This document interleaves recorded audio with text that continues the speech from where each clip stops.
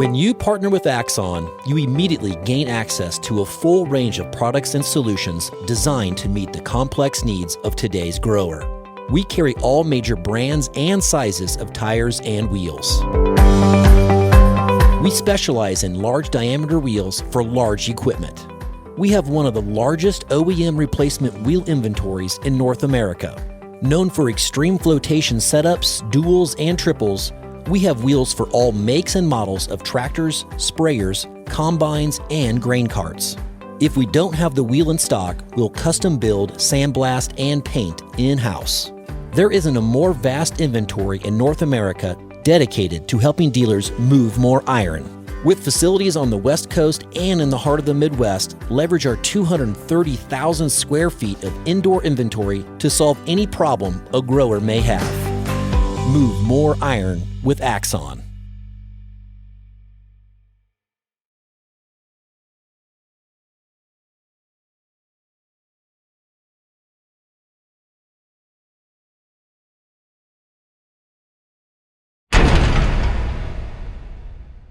Moving iron.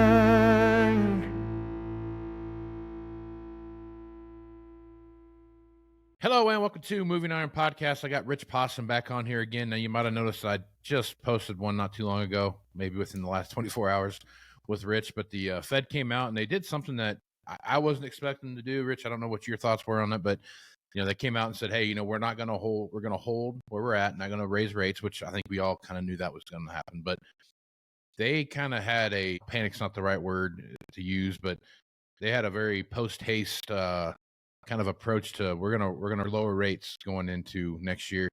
You and I had talked about something like that was going to happen. We would see something like that late third quarter going into fourth quarter type of deal, but they made it sound like they were going to do it like just as fast as they could in their first quarter. So I guess your reactions and am I reading too much into that? No, I generally agree. I could see where they wait closer to, I've been saying May, June, July, maybe now April, May, June, but I wouldn't rule out the first quarter. There's been some Wall Streeters in just the last 30 days have stepped up to that poll and said, hey, let's consider sooner rather than later. And I think we can read it that way, and more so how Powell spoke. I was expecting Powell to be a bit more hawkish, given that I felt like they would say they're not raising rates, and then their little text thing coming out, I just felt like that would be supportive. But he really was speaking dovish. And he still left the door open saying, hey, if something goes wrong, he also made a comment, hey, nobody can predict anything. So, right. But they must have finally caught up with some of this data that many of us have been looking at for months here and saying inflation could come down pretty fast. Let's make sure this doesn't evolve into something that the reason it's coming down is not economy getting back to normal, but the economy's got problems. So I think they're ready to help out here. And I think they're may even be acknowledging some of the stress tension amongst business and people, investors here, that they've kind of had enough of this. And so maybe they got a little bit of a Santa Claus thing going there and kind of help out there. But right. But yeah, I was very pleased how it all worked out and what they said, what they wrote.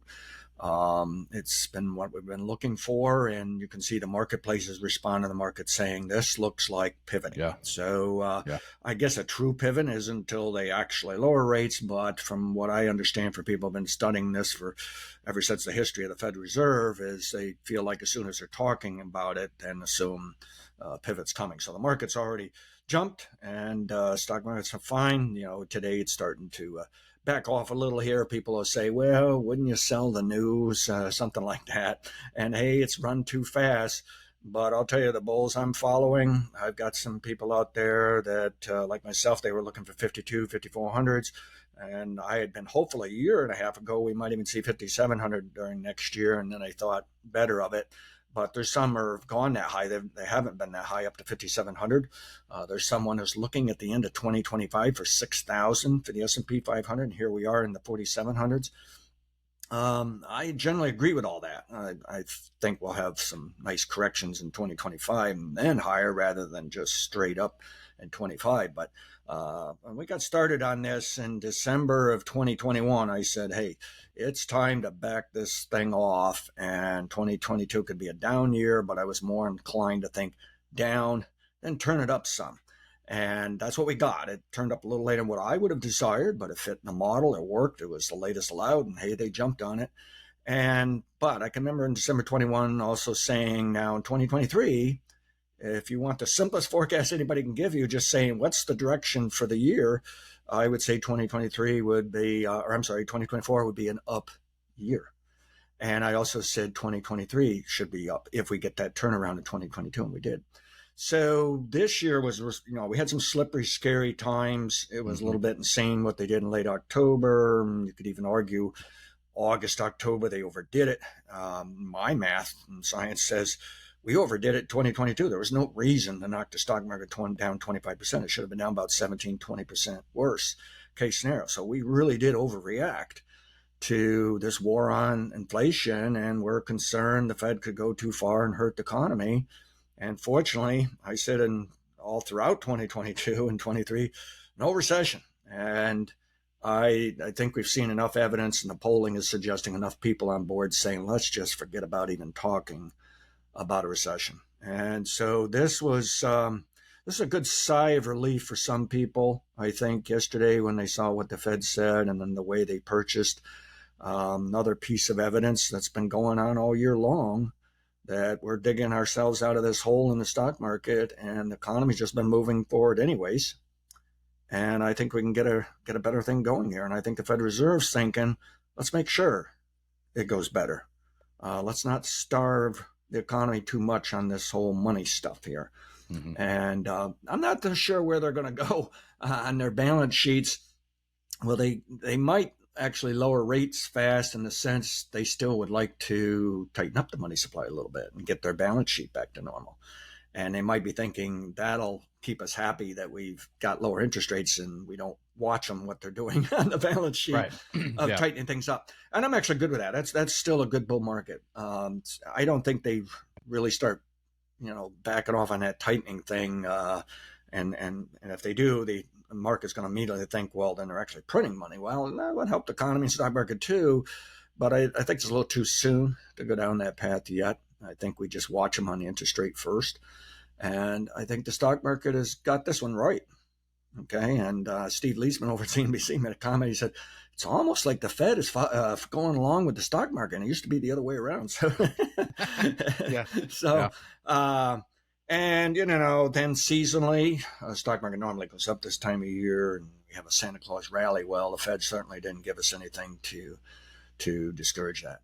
So the stock market looks good. I realized the Fed was talking more of interest rates. So my thoughts on interest rates, look how fast the bond market dropped on what the Fed said. So, and they were already leaning that way. They've been leaning that way for a while.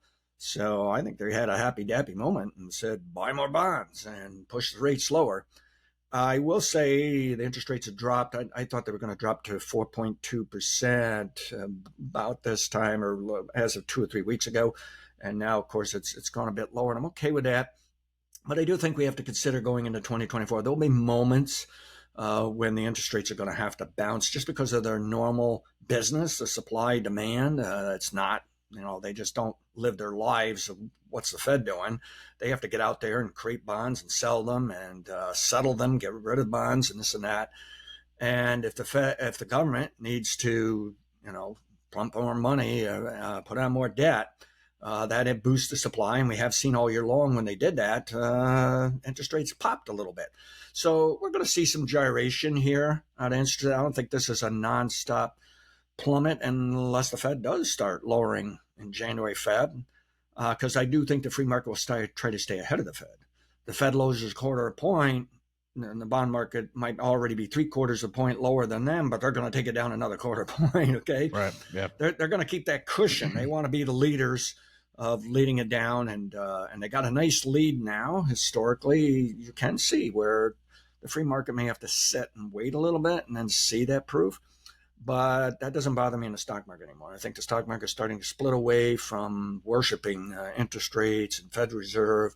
And they've been feeling this all year long. I think that they just know they're not seeing the evidence of where the economy is crumbling.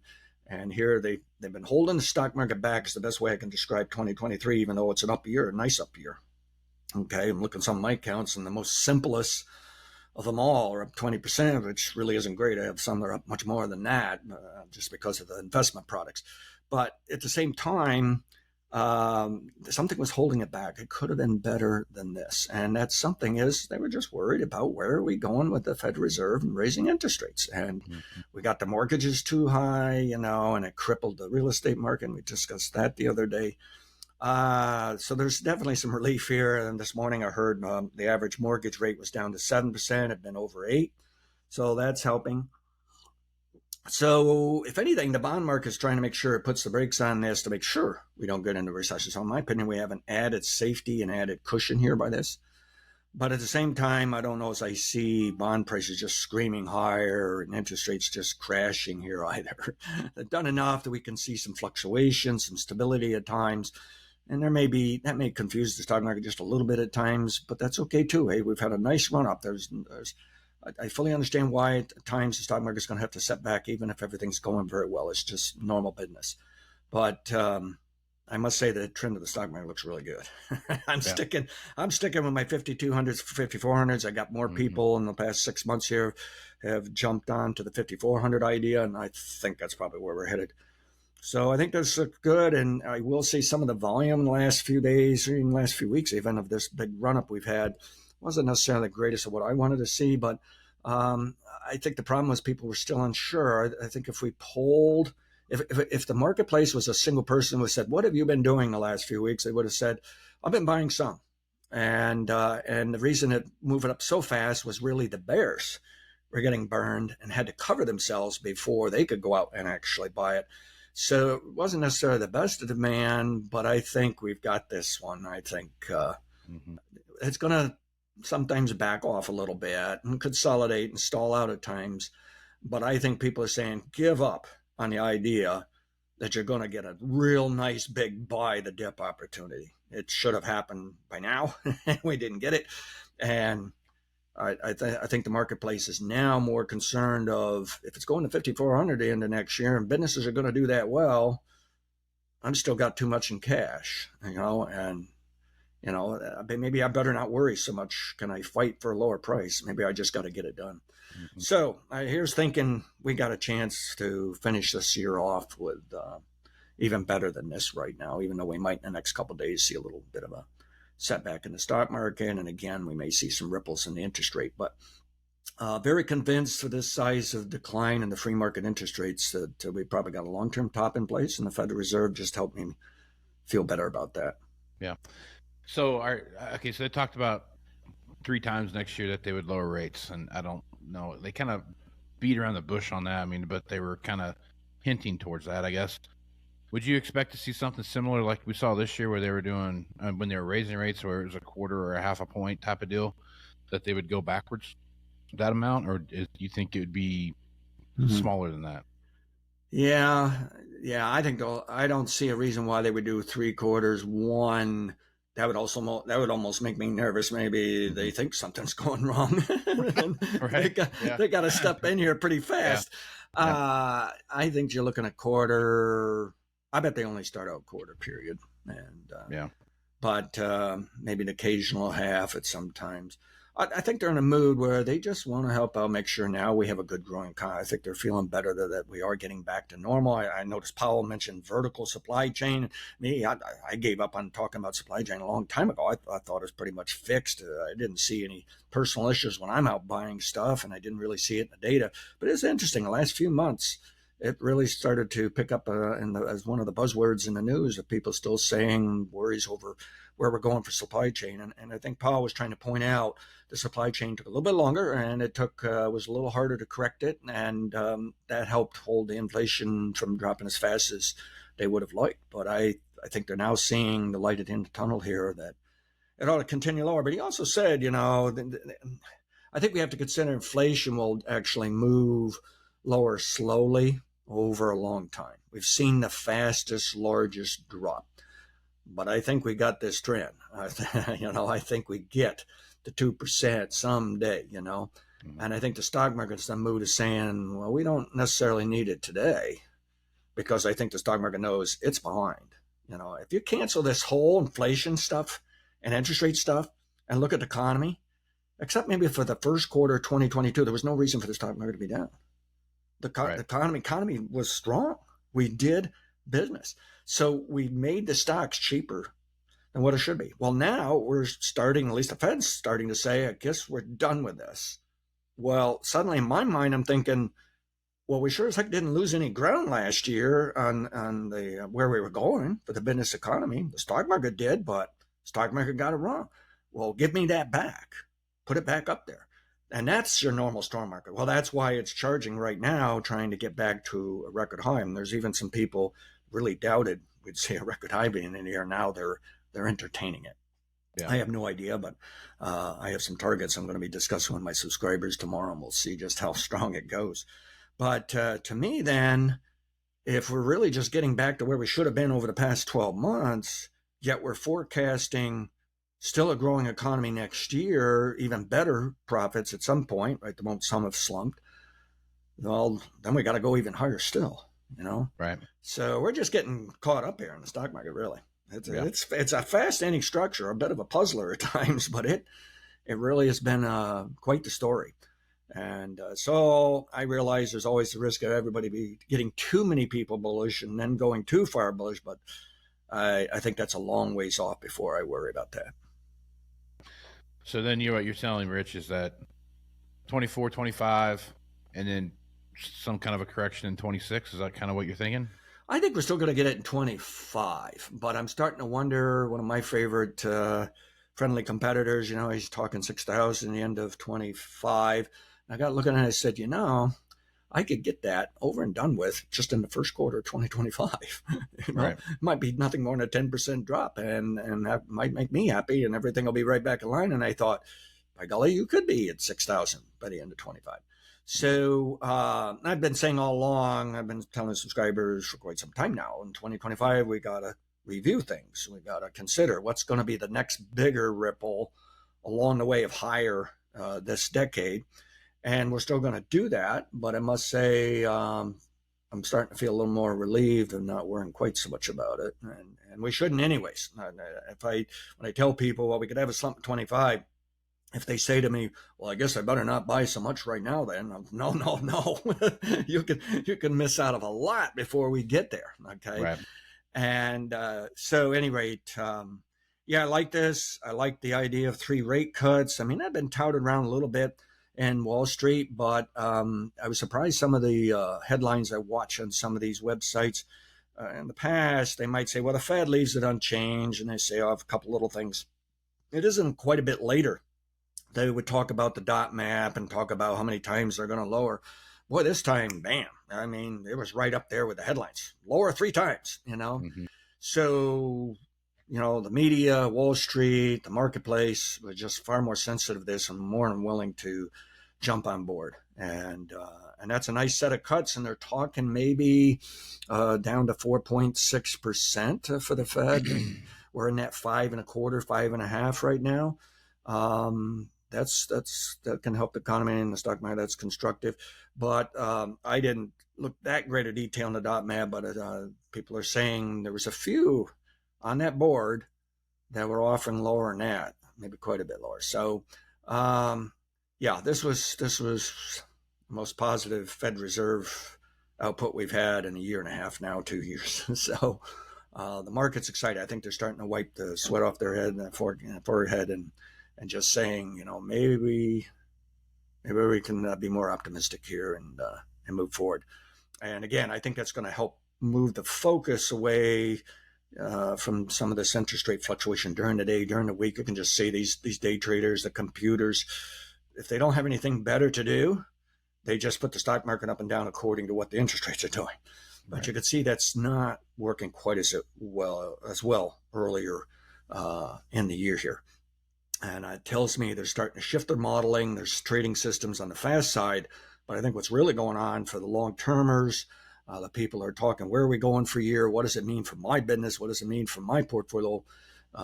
They're basically feeling more comfortable of just worrying less about the interest rate game. The stock market is going to start doing more of its own and have a stronger, better focus on what the economy is doing in business.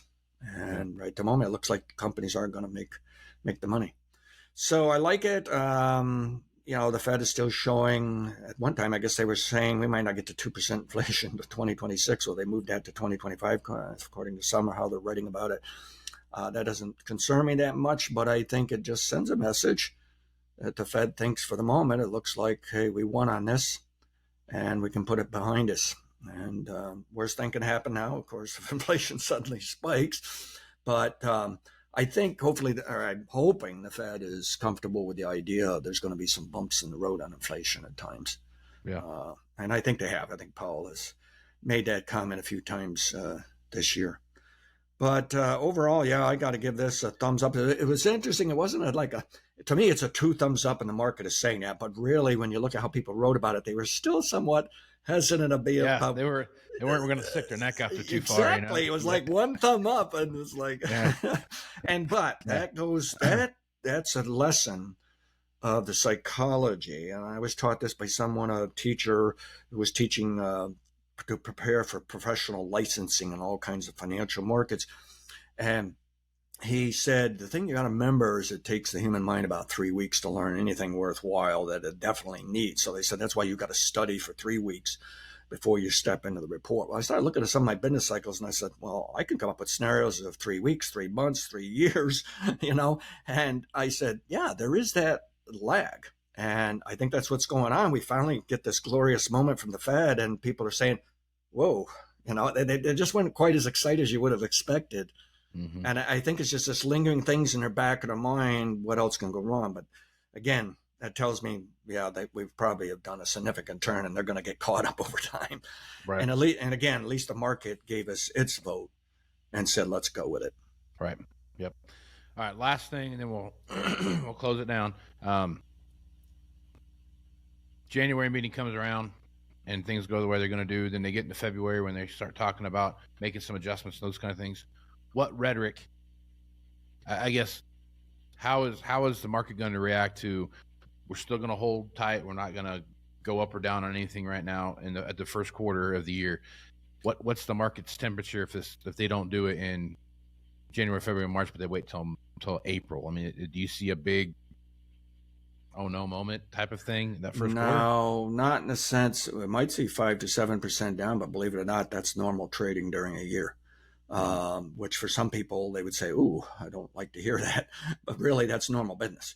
And I think that's what would cause a setback. That's probably just a buy the dip moment.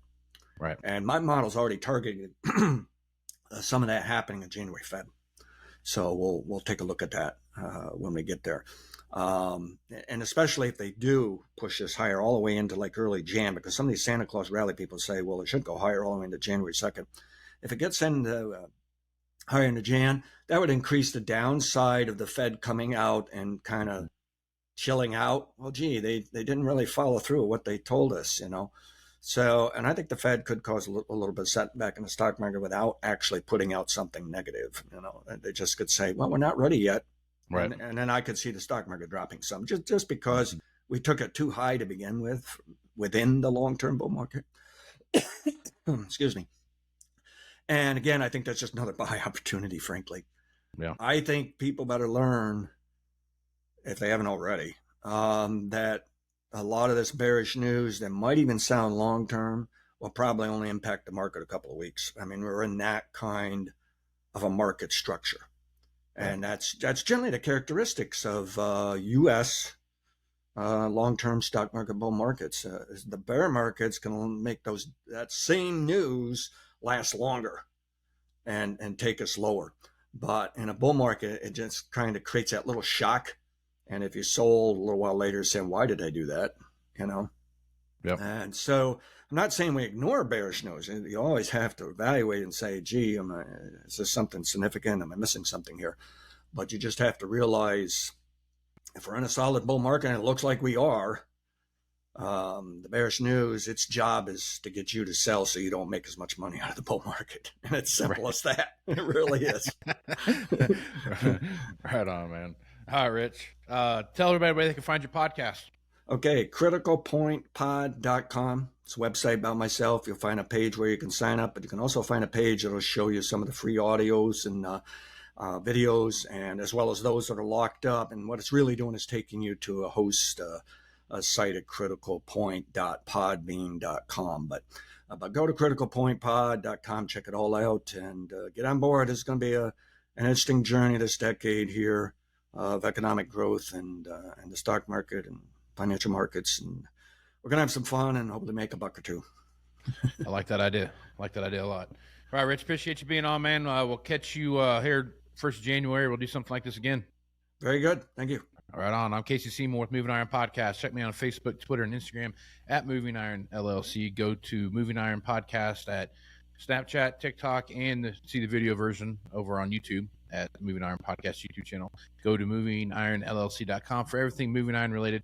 And Rich, if I don't talk to you, have a Merry Christmas, buddy. The same to you. Thank you. Right on, man. I'm Casey Seymour with Moving Iron Podcast. Out. Moving iron in the 21st century. Hard-working people working hard for you and me. Moving iron time and time again. Through the years you'll find us here.